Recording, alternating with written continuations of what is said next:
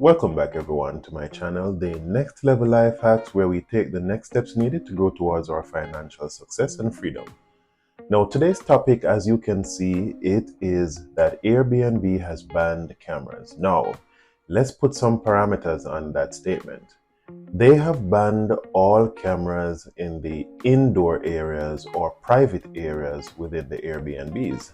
Now it's so coincidental because I had intended to renew this series on Airbnb on my channel, because originally I had done around 2 to 3 videos which spoke to the Airbnb process, whether it be rental arbitrage or becoming a superhost or mistakes that hosts make. And you can go back and look at those videos if you are interested in the Airbnb industry. But it is so coincidental that I had planned to renew a series on Airbnb, and this came up yesterday. So we are going to be diving into it as to the implications of it, what does it mean, and of course at the end of the video I am going to be giving you some tips that you can use either as a host or as a guest that you can secure yourself and make yourself more profitable, or to make yourself more secure. All right, so stay tuned for that. So before we look at what the new rule involves, we are going to take a look at what existed before. Now, what existed before is that cameras were allowed to be on the exteriors of the building or in the common areas. Cameras were not allowed in private areas such as living rooms, or not in certain areas where persons would congregate and expect a certain level of privacy. So that is what existed. What the new rule is saying is that cameras are no longer allowed in the private areas or indoor areas in general. Now, to be honest, my peeps, I would always think of the possibility of placing cameras in those areas that they were not allowed. And let's discuss the reason, because we are going to be honest here. Oftentimes, it is difficult to prove a claim against a guest, for example, if there was smoking, if it is that you do not have the physical evidence to prove it, to get a resolution. If it is that your house is heavily stained with the odor that requires a deeper cleaning, then you as the host will be tasked with the responsibility of proving to Airbnb that there was in fact smoking. Now, if it is that you cannot provide enough evidence that there was smoking in your property, then you stand a chance of not being compensated or reimbursed for that extra cost of cleaning or that deep cleaning that needs to be done. So I would sometimes say, man, I wish I had something to prove on the inside that this actually happened. The next thing is that if you are having a high turnover of your property, frequent same-day check-out and check-ins, then it might be difficult to catch missing things or things that are damaged by a guest. Now, if it is that you could have footage to show when, who, or how the item was damaged, then of course you stand a better chance for a claim. So those are the situations where an extra footage on the inside would come in handy. However, on the other hand though, my peeps, to have that on the interior of the Airbnb proves a privacy restriction and a privacy risk to the guest. A guest wants to feel comfortable knowing that once they have checked into a property, there should not, and notice the words that I use, there should not be any cameras on the interior private areas of that property.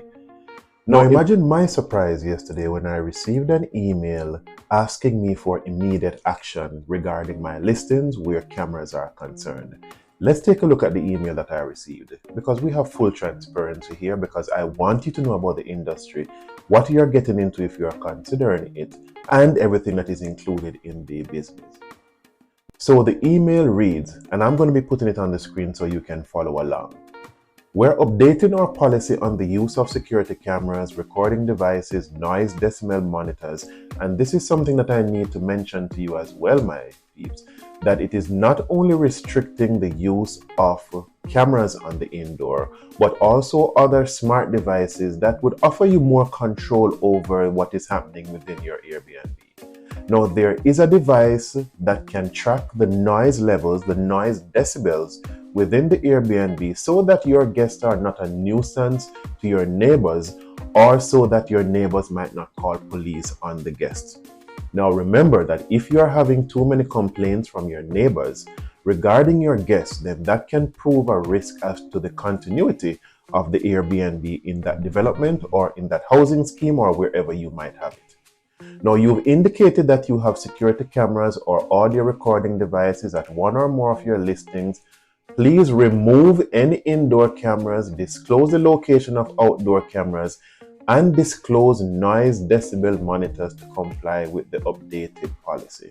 Of course, this was shocking because I did not know that there was anything even developing. But I took heed and I just double checked my properties listings to make sure that I had identified where all my outdoor cameras are, because I never had cameras on the indoor because the instructions had always said cameras are not allowed on the interior of the listings. Now, it went on to state that starting April 30, these rules apply to the presence of these devices even if they are turned off. And you will continue to see that it is not allowed to have cameras in monitoring indoor spaces. Disclose the location of your outdoor cameras. Outdoor cameras are prohibited in spaces where guests expect greater privacy, like showers and saunas. And it goes on to tell the restrictions. And of course, there is a link that asks you to confirm your safety devices that you have on your listing. When you click on that link, it brings you to your listings of your properties, and then it asks you to disclose the location of them. Now, of course, I went through just to make sure that my listings were accurate in terms of the description of where exactly the cameras were. But I thought to myself, what are the implications of this? Now, the rule takes effect April 30, and I am sure that what is going to happen is that you're going to have voluntary or involuntary delisting of properties from Airbnb. Now, remember, my peeps, that several of those properties that are well designed with the extra amenities, ideally the places that guests really like to stay for an extra experience, are the dwellings that are also occupied, resided in by the hosts. And because the host resides there part-time, then they add those extra touches to the dwelling. Because just think about it. You are more likely to put in extra touches to a dwelling or a property if it is that you reside there on a part-time basis because you have put things in place for your own comfort. And you have a little style or design or fixing to what you do. So therefore, these properties usually have a higher rating and have an extra experience for the guest. Additionally, because the hosts also reside at the property, they would have put in certain security measures in place for their own security and well-being. So for example, they might have baby monitors in a nursery, they might have extra cameras on the inside facing towards doors so that they can know when there's an intruder, or they can have motion detectors or cameras in their living room areas or in their hallways for their own protection and security. What is this going to mean when this rule takes effect? Most of those persons are going to refuse to remove those cameras on the interior of their properties, and therefore they will opt to delist the property. Therefore, removing those well-designed properties with those extra amenities, therefore you're going to have a limitation on the experience that a guest can have in these types of properties.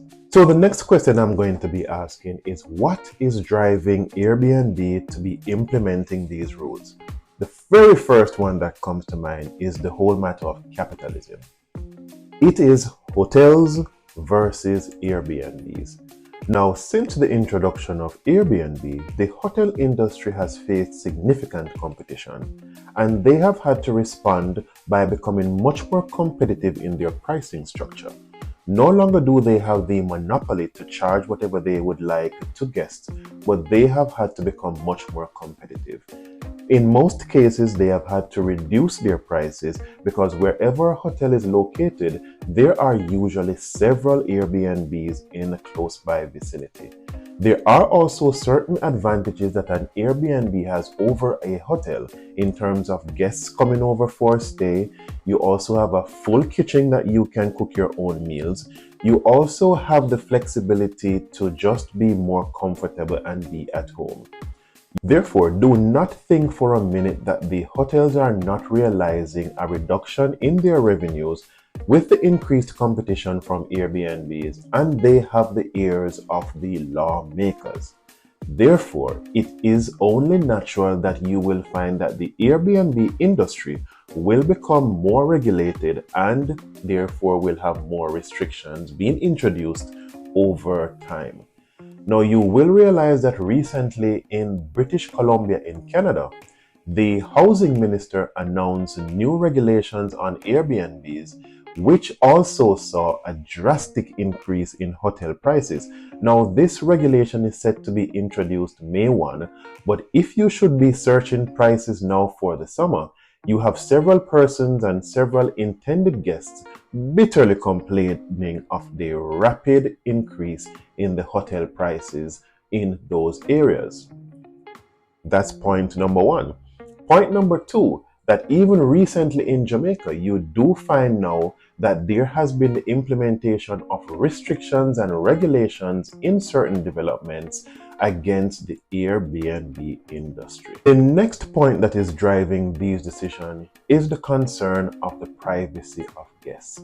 Now, you might want to grab your popcorn and get comfortable for this one, because one of the things that might be driving the implementation of these rules is that there is a case of a recent guest who gave a host a bad review. There were certain complications and issues happening throughout his stay which he complained about. They were not fully addressed by the host. However, when the guest left, they did a bad review of the host. Now, the host took retaliatory action by sending clips of videos to his wife of him staying at the property with another woman.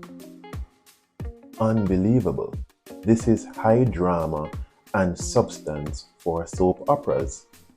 This could be what is driving this decision. Airbnb has to respond because there are claims against privacy while staying at their properties. The guest has now taken out a lawsuit against Airbnb, claiming that he has been going through suffering or he's been put at a disadvantage and his privacy was invaded. And of course, persons have taken to social media to be broadcasting how their privacy is at risk while staying at Airbnb properties. And of course, the hotel industry is going to be enjoying this, and they are going to now be pushing the fact that they offer more privacy to their guests while staying with them. Of course, capitalism, Airbnb has to respond by trying to reassure guests that their privacy is guaranteed while staying at their properties. Now, what are the workarounds for hosts to get around these things? There are other strategies that you can be using to monitor and screening who is it as a guest that you entrust your property to. I have had several terrible experiences where guests have checked in and they have trashed the property, left it in an undesirable state that has incurred additional costs for cleaning and repairs. So there are certain things that you can do as a host that can protect you from these guests. One of them is that if you are to have your setting placed on instant booking, there is a toggle as well that allows you to select that only guests with a good track record can book your property. However, what about those cases where the guests have no reviews? Because guests have learned how to circumvent this procedure and this step by just creating new profiles within Airbnb. Therefore, be on the lookout for no reviews or statements that this is the guest's first trip. To me, a bad review is equating to no reviews. So you have to be careful with those guests that have no reviews attached to their profile. You also have to be careful of your pricing structure. Now, if it is that you want to lower your price, because of course, in using dynamic pricing structure, you have to lower your price during certain periods because it is better to have a lower price than no booking. Because of course, you have overheads that you need to cover. But if it is that you're going to be implementing a lower price, then you have to be smart by stating a nightly limit, not setting it too low. It is a bad idea to have a low price and then allow someone to spend one night. That is inviting persons to have parties at your location. You can possibly have a limit to say 2 nights allowed if you are setting a range for low prices.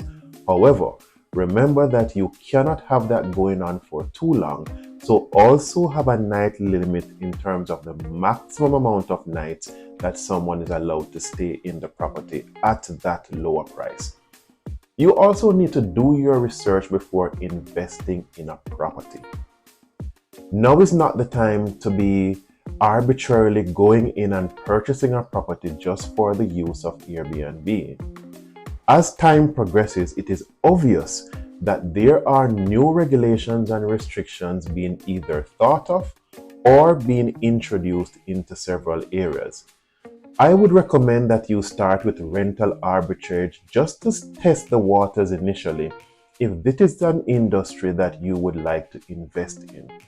Remember, you are not sure what the rules are going to be in any area, so you might invest in an area and then there are certain regulations or restrictions introduced that will have you being not as profitable as you would like to be, or worst case scenario, you would have to shut down your operation, as is currently happening in several developments within Jamaica. Because there is the ability now for associations or neighbors to report Airbnbs and then they be restricted, there are certain developments that were initially intended for majority Airbnb listings that they have been moved out of or given up by the leaseholders, and they are now standing there. You don't want to be someone who purchased one of those properties as a secondary property with the purpose of short-term rental, and then you'll be left unable to list the property. Especially if you are having a high mortgage monthly payment that a long-term rental cannot cover. You are going to be left in a negative position. My last point, my peeps, is that remember, these large hotel chains do have an influence on lawmakers. If it is that they realize that their revenue is being highly impacted by the Airbnb industry, it also has a ripple effect on the taxes that are being paid to the government. Now, most Airbnb persons are not reporting these incomes on their taxes, therefore they are not paying taxes on these properties. So eventually, the government is going to realize that there's going to be a shortfall in the taxes being collected from the hotels and from the industry in general. So do not be naive.